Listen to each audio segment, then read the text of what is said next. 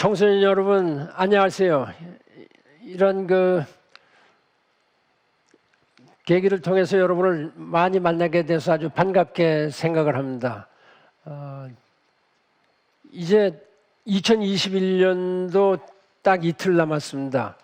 제가 유엔에서 10년간 유엔 사무총장으로 근무하고 떠난 지가 지금 이틀만 지나면 만 5년이 됩니다. 만 5년 동안 여러 가지 바쁜 생활을 지냈는데 특히 젊은 청소년 지도자들하고 만나는 것도 저의 큰 기쁨 중에 하나였고, 오늘 호암 재단에서 이렇게 좋은 기회를 마련해 주신 김황식 이사장님, 전 국무총리이셨고 제가 늘 아주 많이 존경하는 우리 사회의 큰 어른이십니다. 이 호암 재단을 이끄시면서 여러분들이 어떻게 하면 글로벌 리더가 될 수 있느냐, 이런 데 대해서 많이 신경 써주신 데 대해서 감사드리고, 또 저를 불러주신 데 대해서 감사를 드립니다. 제가 오늘 여러분들과 협의하고 의견을 교환하고 싶은 것은, 우리가 21세기에 살고 있는데 어떻게 하면 여러분들이 좀 글로벌 리더가 될 수가 있느냐.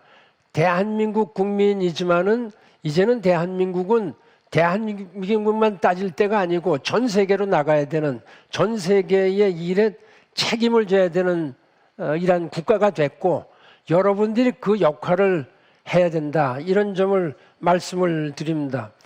제가 훌륭한 리더십에 대해서 어떤 교과서적인 답은 없습니다. 그러나 유엔 사무총장으로 일할 때에 다양한 활동을 제가 좀 뒤돌아보면서 제가 어떤 사고와 행동으로 일했는지를 말씀을 드리도록 하겠습니다. 이것은 꼭 여러분들이 어떤 정치를 한다든지 어떤 글로벌 리더로서 활동을 한다, 꼭 거기에 국한될 필요는 없다. 어떤 직장에서 어떤 일을 하더라도 여러분들은 세계 시민이다, 이런 마음가짐을 갖는 것이 중요하다, 이렇게 생각을 합니다.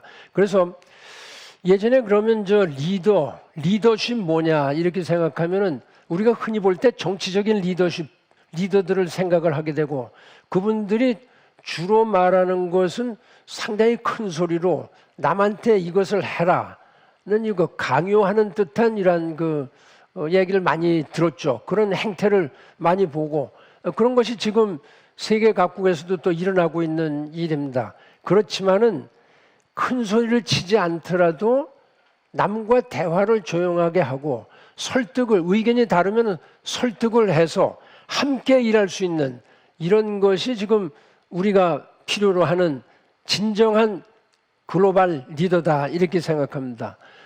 흔히들 여러분 많이 들으셨겠습니다만은 웅변은 금이고 침묵은 금이다, 이런 격언이 있습니다. 남에게 이야기를 하는 것부터 남의 이야기를 어떻게 하면 잘 경청해서 자기의 의견과 같이 조화를 시켜나가느냐, 이런 것이 아주 중요하겠죠. 리더는 이야기를 잘 듣고 판단하는 능력이 필요합니다. 그러나 건전한 판단의 기초는 어떤 깊은 철학이나 과학적인 지식이나 이런 것을 꼭 안 가져도 된다. 미래를 보고 남을 생각하는 어떤 해안, 비전, 이런 것이 있으면 됩니다. 저도 유엔 사무총장 해서 대부분 모든 일에 대해서 조금씩은 되게 다 알고 있습니다. 이 정치부터 시작해서 이 과학, 의학, 모든 분야에 대해서 조금씩은 알고 있죠. 그러니까 영어로 제가 가끔 자랑을 하는데 I know something about everything. 그러나 everything에 들어가면 제가 그렇게 구체적인 지식은 갖고 있지 않지만은 이 상식, 커먼 센스는 되게 갖고 있다. 그래서 만약에 제가 지난 외교부 장관도 하고 유엔 사무총장도 10년 했었을 때, 그러면 어떤 리더십을 발휘하는 데 있어서 판단을 해야 되죠. 리더는 판단을 해야 되는데, 이 판단의 기준이 뭐냐? 이것은 쉽게 말하면은, 예를 들어 10사람이 앉아서 다른 의견들을 얘기할 때에 6명이나 7명이 이것이 옳습니다. 그러면 대개 그 방향으로 가는 것이 옳다. 근데 자기 고집만을 세워서 나는 이렇게 생각한데서 나가면은 그때는 성공할지 모르지만 그건 분명히 잘못된 판단이다. 이렇게 생각을 합니다. 그렇게 하고 어떤 과학적인 지식이 필요하다.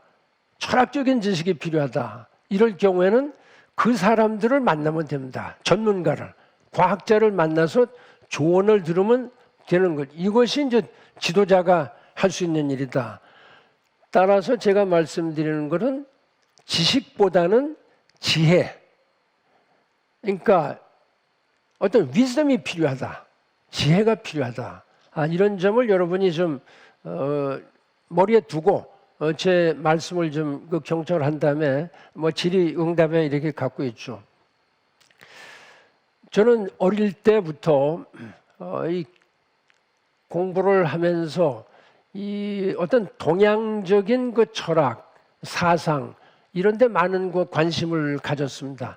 물론 서양에도 소크라테스나 여러 가지 훌륭하신 그 철학자들이 많이 있죠. 동양에도 그런 사람들이 많이 있는데 제가 그 노자 약 한 2600년 전에 그 대학자죠. 이 공자님보다 한 6, 70년 먼저 이렇게 태어나신 분입니다. 이 노자의 그 도덕경에 나오는 그 상선약수라는 말은 최고의 선은 물처럼 하는 것이다. 이렇게 그렇게 이제 말씀을 드릴 수가 있죠. 쉽게 말하면. 근데 왜 물이 이렇게 중요하냐? 사실은 우리 흔히 생각할 때 물은 아무런 그 색깔도 없고 힘도 없고 또 물처럼 또 흔한 것이 없죠. 사람이 돈을 많이 쓰는 사람을 보면 저 사람은 돈을 물 쓰듯 한다. 이렇게 얘기를 하는 경우가 있습니다. 그거는 결과적으로 물의 가치가 별로 없다. 그런데 여러분 잘 곰곰이 생각해 보면 물처럼 귀한 것도 없고 물처럼 약해 보이지만 강한 것도 없다. 그래서 이 최고의 선은 물처럼 행동하는 것이다. 강할 때 강하고 부드러울 때 부드럽고 타협할 때 타협하고 밀어붙일 때는 밀어붙이는 이런 그 자세가 필요하다. 예를 들어서 우리가 지구가 전부 다 우리는 땅으로만 이렇게 많이 보이지만은 그 물이 70%입니다. 지구에. 우리 몸의 70%는 물입니다. 피, 물 이렇게 돼 있죠. 우리 전부 다 뼈나 살 이렇게 생각하지만은 그거는 30%뿐이 안 된다. 그러니까 자연의 그 조화가 이렇게 돼 있다. 이렇게 말씀을 드리고, 그다음에 물이 약한 것 같지만은 사실은 물은 가장 어떤 원소보다 지구상에 있는 어떤 원소보다 강한 것이 물이다. 물을 이길 수 있는 원소는 없습니다. 우리가 그 물리학자들이 이제까지 발견한 그 5가지의 원소. 그러니까 이것이 이 불, 물, 그다음에 이 나무, 그다음에 철, 그다음에 흙, 토. 우리의 그 화수목 금토하고 또 일치가 됩니다. 일요일에 월과 일요일과 월요일은 달과 해니까 이것은 우리 소관 바깥이고 완전히 우주의 일이죠. 그러나 지구상에 있는 거는 이 5가지 원소가 이제까지 물리학자들이 발견한 최대 원소인데 이 중에서 언뜻 제일 강한 게 뭐냐 생각할 때 불을 생각하죠. 그런데 불은 물이 끕니다. 그 다음에 물이 약한 것 같죠. 그렇지만 쇳덩어리도 물속에 오랫동안 내비두면 이거 다 부식해서 녹아버린다. 그래서 물처럼 강한 게 없는데 물이 또 절대 힘을 쓰지 않습니다. 되게 잔잔하게 내려가는데 물은 늘 흐르게 돼 있습니다. 물이 흐르지 않으면 썩습니다. 이것이 우리가 흔히 말하는 물이 흐르지 않으면 썩는 것은 인간 사회에서 부정부패가 생길 수도 있다. 또 진전이 없다. 이렇게 되죠. 물은 자연적으로 또 위에서 아래로 내려갑니다. 남한테 배려하는 것이다. 끊임없이 내려가죠. 근데 힘이 없는 것 같죠. 그러나 동덩이가 바위가 강 한가운데 있으면은 그 돌덩어리를 이렇게 바위를 거쳐서 지나가죠. 슬쩍 지나갑니다. 그걸 꼭 바위를 넘기려고 하지 않죠. 그러나 홍수가 나고 쓰나미가 났을 때는 뭐 건물이고 돌이고 전부 다 쓸어내리는 겁니다. 그만큼 우리가 그 물의 힘이 강하다. 제가 유엔 사무총장 10년을 이렇게 하는데 여러분 잘 아시겠습니다만 지금 현재까지 유엔 사무총장이 9명이 배출이 됐습니다. 4명은 유럽에서 나왔고 2명은 아프리카, 1명은 이 라틴 아메리카, 2명이 아시아에서 나왔는데 이 아시아에서 우탄트라는 분이 당시의 버마, 지금 미얀마에서 나왔는데 아시아의 리더십을 유엔에서 본 거는 1960년대에 보고 그 다음에 2007년에 보니까 한 40년, 50년의 시간이 지나가서 유엔에서의 그 에이시안 리더십은 잘 보질 못했습니다. 근데 아시아 사람들, 대한민국 사람들 대개는 겸손하고 또 불필요한 말은 잘 안 하죠. 서양 사람들처럼 그렇게 어떻게 여러 가지 말을 많이 한다든가. 저를 보고 맨 처음에는 좀 속된 말로 깔보는 듯한 이런 그 인상을 제가 많이 받았습니다. 그래서 제가 세계 지도자들을 만날 때 또 특히 유엔의 간부 직원들을 만나고 나의 리더십은 상선약수와 같다. 이런 점을 제가 강조를 했다. 이런 점을 말씀을 드리죠. 그래서 그 실천을 하고 그런 그 리더십을 보여줬다. 사실은 그 리더가 자기가 말을 하고 실천을 하지 않으면 그거 안 됩니다. 그래서 이 솔선수범, 여러분들 다음에 이 직장에 나갔을 때 어떤 이 정부 관리로 나갈 때 높은 지위가 있다. 회사에서 높은 지위에 있다. 이럴 때는 여러분들 스스로 움직여야 됩니다. 이걸 솔선수범. 내가 모범을 보인다. 영어로는 lead by example. 그러니까 지도자가 말만 하고 책상에 가만히 앉아 있어서는 안 된다. 끊임없는 대화를 하고 바꿔가면서 이렇게 하는 것이 필요하다. 그 대표적인 예가 전 넬슨 만델라 대통령 같은 분입니다. 화해하고 남을 이해하고 남한테 정을 베풀고 또 강할 땐 강하고 이분이 남아공이 이 식민지 생활을 갖다 한 200~300년 했지 않습니까? 서양 사람들에 의해서 감옥에도 28년간 감옥에 갇혔었습니다. 이 사람이 한 그 말이 과거는 닫는 것이다. 여는 것은 미래다. 이렇게 얘기를 했습니다. 그렇게 하고 자기를 핍박했던 남아공의 대통령 데클라크라는 그 화란 사람이죠. 그 사람을 처벌하는 것보다 용서를 하고 자기가 대통령이 당선이 됐을 때 그 사람을 부통령으로 썼다.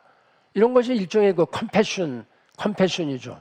남과 같이 남한테 대해서 온정을 베푸는 이런 것이 진짜 리더십이다. 제가 그 유엔 사무총장으로서 넬슨 만델라 대통령께서 생전에 제가 그 집을 방문해서 대화를 나눈 적이 있습니다. 물론 제가 깊은 경의를 표했죠. 그랬더니 나 혼자 한 거 아니다. 수만 명이 나와 함께 같이 일을 했다. 공은 그 사람들한테 있다. 이런 식으로 겸양을 보이는 겁니다. 그래서 제가 이분이 상당히 그 일부러 겸손하게 말씀을 하시는구나 이렇게 생각을 하고서 다시 또 되풀이했더니 It's not only me. There are thousand people who walked with me. 이런 식으로 다 얘기를 하는 겁니다. 그때 제가 아주 전율을 느꼈습니다. 이런 분이 진짜 리더십이로구나. 이런 분이 정말로 우리가 표상으로 삼아야 할, 모범으로 삼아야 할 리더십 아니겠느냐. 사실 리더십은 드러낸다고 해서 나오는 것이 아닙니다. 겸손과 성실로서 솔선수범할 때 나오는 것이다. 그 다음에 리더십을 제가 또 하나를 말씀을 드리면은 미래지향적인 아젠다를 설정하는 사람이 참된 리더다. 이렇게 생각합니다. 여러분 잘 아시겠습니다만 제가 1962년 고등학교 3학년 때 그 미국의 그 적십자사의 초청으로 미국을 그 방문했었습니다. 그때 한국에서 남학생 둘, 여학생 둘이 같이 저하고 가고 전 세계에서 한 40여 개국에서 한 140여 명의 학생들이 같이 왔었는데 그때 가장 이렇게 깊이 남아있는 것은 사실 그때 케네디 대통령을 백악관에서 만났다. 아마 그때 당시에 대한민국에서 케네디 대통령을 만난 사람은 그때 당시에 박정희 대통령하고 저는 저일 겁니다. 대한민국에서. 저는 그때 당시에 충주시장님도 만난 일이 없는 참 그 연약한 그 학생이었고 그 고등학교 3학년이었죠. 근데 갑자기 미국 대통령을 만났다. 이분이 무슨 말씀을 했느냐? 지금 세계의 정치 지도자들이 대화를 잘 안 한다. 냉전, 콜드와의 한 중간에 있었기 때문에 미국과 소련, 뭐 이 유럽과 소련, 중공, 그때는 중공이라고 해서 중국을 이런 대화가 없을 때입니다. 그러나 여러분들은 젊기 때문에 대화를 서로 잘할 수 있을 것이다. 그때 거기 140명 중에는 공산권에서 온 학생들도 많았죠. 우리 그런 건 몰랐습니다. 민주주의, 공산주의 그냥 같이 어울려서 대화를 했죠. 여러분들은 대화를 할 수 있을 거다. 그 다음에 이 세계는 국경은 의미가 없어졌다. National boundaries do not mean much. 근데 그때처럼 내셔널 바운더리가 꽉 막힐 때가 없었죠. 그래도 케네디 대통령은 앞으로 이런 장벽은 없어질 것이다. 중요한 것은 여러분들이 남을 위해서 당신의 손을 뻗칠 용의가 있느냐. The question is whether you are ready to extend your helping hands. 이 얘기를 하는 겁니다. 그때 제가 진짜로 전율을 느낄 정도로 감명을 받았습니다. 그때의 대한민국의 1인당 GNP, 1인당 소득은 대략 60불 정도입니다. 70불, 60불, 70불 정도입니다. 지금 한 3만 5천 불 정도 되죠. 그 차이를 보세요. 저희들이 얼마나 가난했는지 그때 당시에. 그럼에도 불구하고 제가 그때 생각할 때 내가 뭘 할 수 있느냐. 내가 할 수 있는 것은 내가 대한민국을 위해서 내 노력을 해야 되겠다. 그때 제가 유엔 사무총장을 꿈꿨다면 그건 아주 거짓말이 됩니다. 전혀 생각도 못했죠. 내가 대한민국의 발전을 위해서 뭘 해야 되겠냐. 이것이 제 꿈이었습니다. 내가 할 수 있는 일은 외교관이 돼서 대한민국의 입장이라든가 이런 걸 갖다 외교에 알리고 좀 더 원조 받는 여러 가지 경제 활동도 하는 게 좋겠다. 이런 생각을 했던 것이죠. 나중에 그 소년이 유엔 사무총장이 됐으리라고 생각하는 것은 저도 몰랐고 아무도 몰랐죠. 제가 외교부 장관이 돼서 그때서야 이제는 내가 외교부 장관이 돼서 대한민국의 10대 경제 대국이 됐는데 뭘 하는 게 좋으냐. 세계를 위해서 한번 해보자. 그런 생각을 했던 것입니다. 이것이 제가 유엔 사무총장이 되게 된 그 계기인데 그것이 이루어지기까지는 한 50년 이상 후에 이루어진 것이죠. 그러니까 여러분들 지금의 생각이 소박할지 모르겠지만은 이러한 거 소박하고 작은 이러한 꿈이라도 자꾸 키워나가면은 여러분들이 글로벌 리더가 될 수 있는 그런 그 소양을 갖고 있다. 저는 이렇게 생각을 합니다. 제가 유엔 사무총장이 돼서 제일 많이 신경을 쓴 것은 우리가 인류가 살고 지구가 온전하려면은 기후변화에 대응을 해야 되겠다. 기후변화 문제를 아주 가장 빠른 시일 내에 가장 야심차게 하지 않으면은 인류나 이 지구에 미래가 없다. 이런 생각을 하게 됐습니다. 물론 이 기후변화 문제가 생긴 것은 훨씬 그 전부터 있었지만은 어떤 세계 지도자들도 기후변화 문제에 신경을 안 썼습니다. 미국 대통령, 그때 당시에 부시 대통령도 신경을 안 썼죠. 중국은 물론이죠. 그러나 우리 몸이 병이 들고 지구가 병이 들고 모든 동물들이 병이 들고 지구가 병이 드는 것을 느끼지를 못했습니다. 그것을 제가 세계에 알리기 시작을 한 겁니다. 그거를 알리려면은 또 솔선수범을 해야 된다. 기후 환경이 이 생태계가 파괴되는 이런 데를 갖다 가봐야 되겠다. 그래서 제가 남극부터 시작해서 북극 이렇게 해서 남극, 북극을 5번씩이나 가봤습니다. 여기 지금 남극이나 북극 중에 북극에 한 번이라도 가보신 분 아마 없을 겁니다. 가기가 상당히 힘들죠. 왜냐하면 그거는 일종의 모험도 생명도 위험하고 어떻게 거기까지 되게 탐험가들이 많이 갔지 않습니까?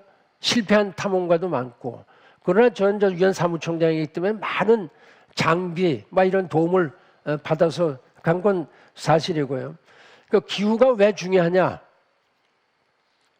지금 1850년대부터 시작해서 인류가 산업화, 경제발전이라는 이 목표 때문에 이 생태계를 완전히 파괴했습니다. 그러니까 지구 온도가 계속 올라간 겁니다. 지구 온도가 계속 올라가고 해수면이 바다 해수면이 계속 올라오고 있는 겁니다. 상승하고 있는 겁니다.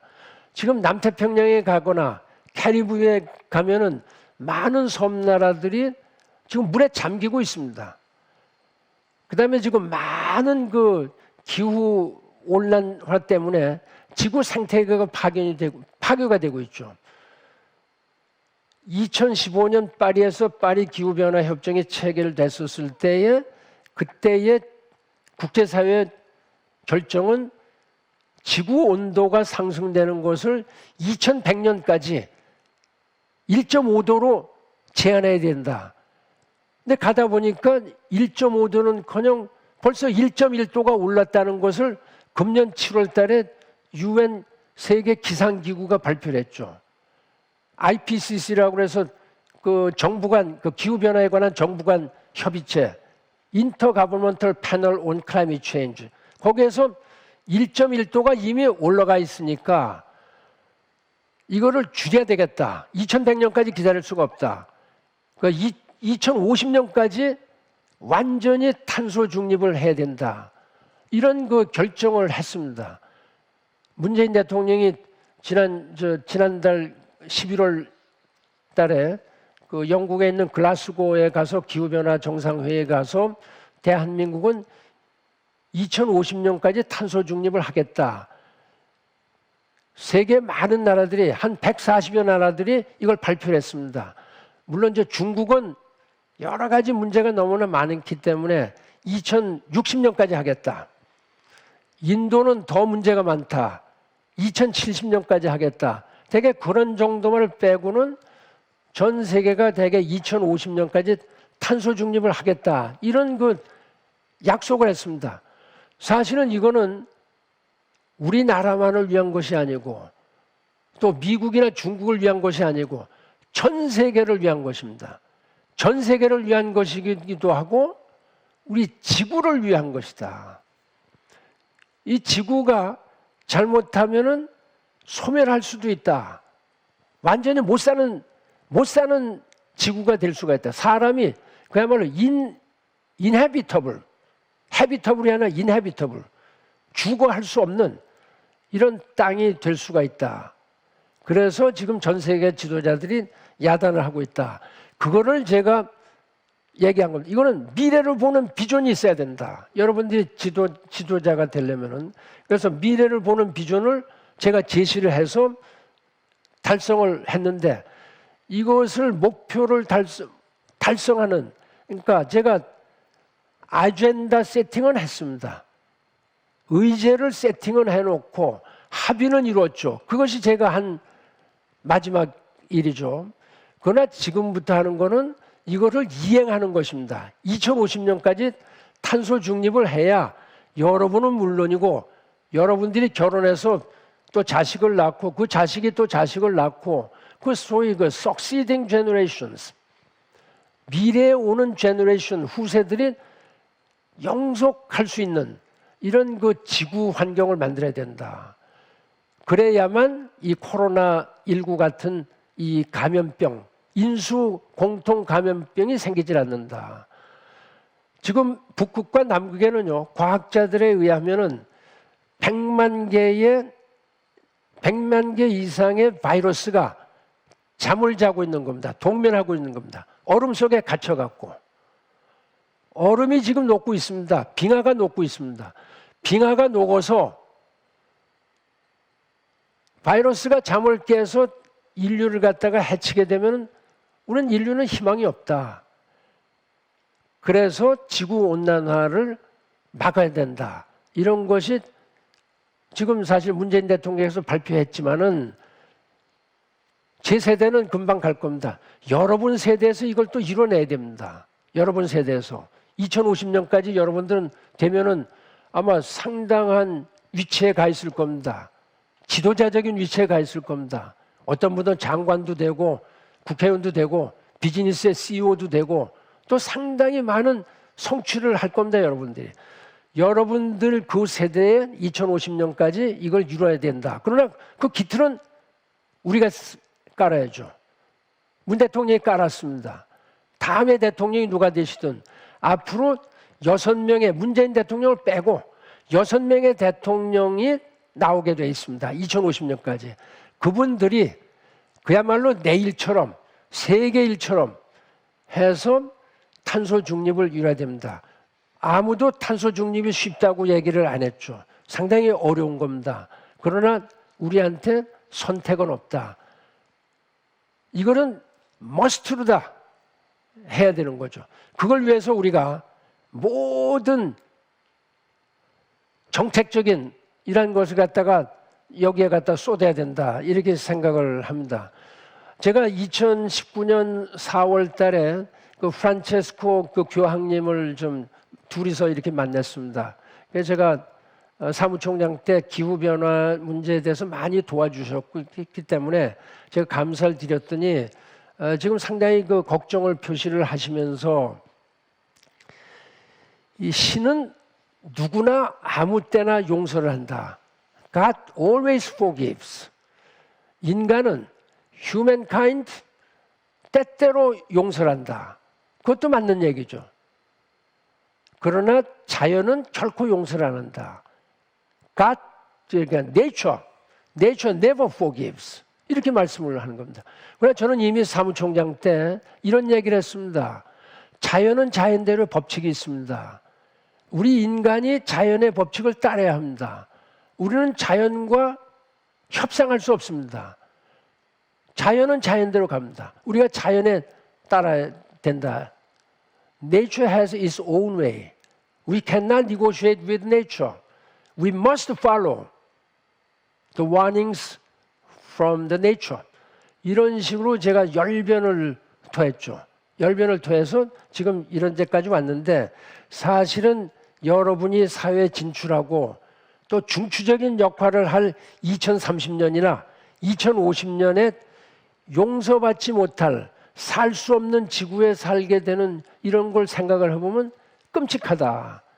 이거는 지금 우리가 살고 있는 세대가 도저히 해서는 안 되는 이러한 일이다. 무책임한 일이다. 그래서 책임을 하기 위해서 제가 지금 전직 유엔 사무총장님당 열심히 노력을 하고 있다. 여러분들과 같은 세대에 있는 그 그레타 툰베리라는 스웨덴의 소녀가 있죠. 그분이 2019년에 9월 달에 유엔 총회에 와서 연설할 때 제가 갔었습니다. 문재인 대통령도 그 해에 유엔 총회에 가셨죠. 세계 정상들이 이렇게 쭉 앉아 있는데 이 자리에 앉아서 이렇게 앉아서 여러분들이 나의 희망을 뺏어갔습니다. 나는 여러분들을 절대 용서할 수 없을 것입니다. 이런 식으로 질타를 하는 겁니다. 세계 지도자들을.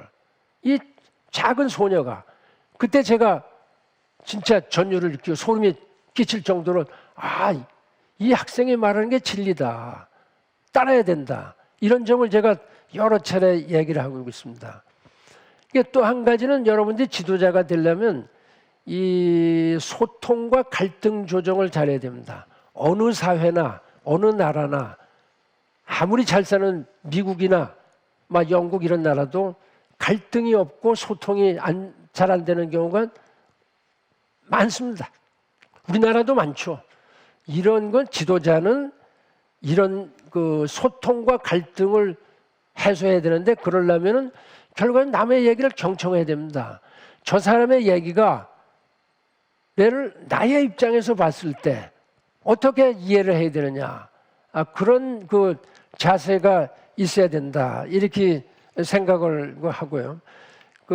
그래서 제가 유엔 사무총장으로 상당히 그 힘든 과정을 많이 겪었죠. 제가 193개의 유엔 회원국의 지도자들을 안 만난 사람이 거의 없는데, 제가 뭐 북한의 지도자라든지 이런 사람들은 못 만났지만은 거의 다 만났다.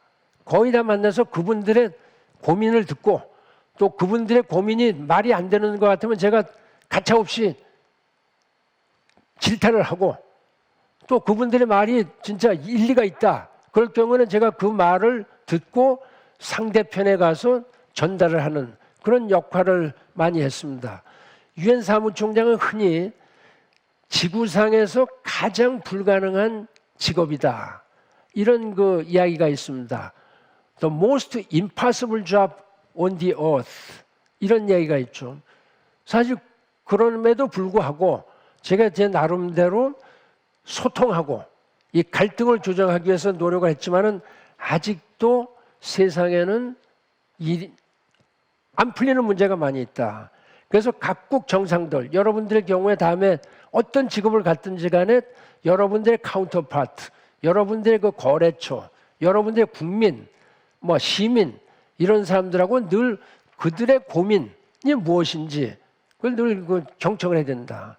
그 다음에 여러분들이 사고 방식을 좀 그 통합적인 사고 방식을 갖는 것이 중요합니다. 통합적인 사고 방식, 그 integrated way of thinking, 이런 것이 중요하죠. 그러니까 comprehensive way. 하나를 보고 그것만을 갖다 하면은 이것이 모든 것이 다 연결이 되어 있습니다. 여러분의 생활, 공부하는 것도 마찬가지지만은 여러분들의 생활, 우리 생활, 국가의 생활이 전부 다 아주 촘촘히 엮여 있다. 하나만 빼서 해결한다고 해서 되는 게 아닙니다. 이게 좀 아주 그 컴프레hen시브하게 생각을 해야 된다. 외관상으로 보면 이게 정치적인 문제지만 잘 보면 이게 경제적인 문제가 되고, 더 잘 보면 사회적인 문제가 되고, 또 더 깊이 들어가면 인권에 관한 문제가 되고, 그렇기 때문에 이런 문제를 갖다 다 해결해야 된다, 이런 얘기를 하고 싶습니다. 그러면 유엔이 지금 이런 걸 하기 위해서 무엇을 했느냐? 제가 아마 여기 잘 안 보이시겠습니다만 여기 배지를 하나 달고 있는데, 이것이 제가 유엔 사무총장 때인 2015년 9월 25일 날 유엔에서 채택한 지속가능 발전 계획 17개입니다. 이것은 지구상에서 우리 인류 사회에서 모든 분야에서 모든 일을 통합적으로 해결하기 위해서 만든 대단히 야심차고 미래지향적인, 아주 미래지향적인 그 계획이다. 타겟은 2030년까지입니다. 2030년까지 배고파서 굶어 죽는 사람이 없어야 되겠다. 고칠 수 있는 병으로부터 죽는 사람이 없어야 되겠다. 그 다음에 세계 모든 아동들이 최소 중등교육까지, 중학교 교육까지는 받아야 되겠다. 그 다음에 남녀 간에 차별이 있어서는 안 되겠다. 이 물 문제, 에너지 문제, 기후변화 문제, 남녀 그 여러 가지 평등 문제, 이 도시, 직업, decent job, 뭐 등등 여러 가지 17개를 전부 다 이 유엔이 2030년까지 해결하겠다고 지금 제시를 한 겁니다. 이것이 통합적인 사고방식이다. 그거를 제가 사실 했는데, 이것을 저는 이제 지금 사무총장직에서 그만뒀기 때문에 여러분들 세대에 넘어갑니다. 여러분들. 그다음에 마지막으로 시간이 이제 다 30분이 지나갔기 때문에 제가 마지막으로 한 가지만 더 말씀을 드리죠. 남과 공감하는 이러한 자세를 가져야 된다. 그러니까 여러분들은 지금 제가 흔히 이렇게 얘기합니다. 열정, 그다음에 온정, 이 두 가지를 가져야 된다. 열정은 패션, 온정은 컴패션. 왜 패션에 컴을 달았느냐? 컴은 이 라틴어로 보면 같이 간다는 이런 뜻입니다. 그래서 여러분들 지금 가슴에는 아주 그냥 열정이 차고 넘칠 겁니다. 내가 이것도 해야 되겠다, 저것도 해야 되겠다. 꿈이 많죠. 그러나 이 꿈만 하나 가지고서는 안 됩니다. 남도 같이 꿈을 꾸니까 남들이 다 같이 가고 여러분들보다 못하는 이런 사람은 같이 끌고 가야 됩니다. 이것이 컴패션이다. 그래서 패션과 컴패션 이런 걸 가져야 된다. 여러분 옆과 뒤, 앞에 있는 이런 사람들, 친구들, 일 이런 것이 아무리 작더라도 관심과 배려를 베푸려고 타문화, 다른 나라의 문화, 인종 이런 데 대해서 이해와 관용, 인권, 민주주의 같은 보편적 가치에 대해서 여러분들이 깊은 인식을 가져야 된다. 이 패션과 컴패션을 가지고 개인적으로는 더 발전하기 위해서 노력을 할 때 여러분들은 참된 글로벌 시티즌, 참된 세계 시민이 된다. 대한민국 시민 자랑스럽죠. 그러나 지금 대한민국은 대한민국을 넘어서 이제 국제사회를 위해서 일을 해야 됩니다. 여러분들이 그 패션과 열정과 온정을 가지고 그 일을 해 주시기를 당부드리면서 제가 여러분들과 지금부터는 좀 제한된 시간이지만 대화하는 시간을 갖겠습니다. 경청해 주셔서 감사합니다. 고맙습니다.